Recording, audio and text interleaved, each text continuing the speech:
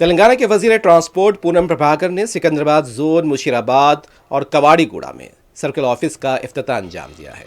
10.5 करोड़ रुपए की लागत से इस ऑफिस की तामीर की गई थी। इस मौके पर पूनम प्रभाकर ने बताया कि आवाम तक बेहतर इंतजामी सहूलतें पहुंचाने के लिए इन दफातर का आगाज किया गया है। मनसूबाबंद तरक्की के लिए आवामी इंतजामी निज़ाम को एक छतरी के नीचे लाया गया है। अजीम तर बल्दिया हैदराबाद में जम होने वाले इलाकों की तरक्की के लिए भी लाहे अमल को तैयार किया गया है।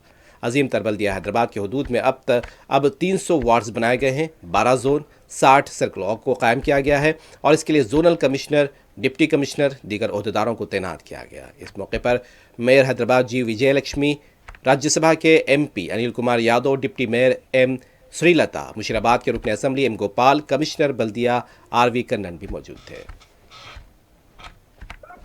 GHMC ఆధ్వర్యంలో కవాడిగూడ అదేవిధంగా దోమలగూడకు సంబంధించిన DC కార్యాలయాలను ప్రారంభించుకోవడం జరిగింది.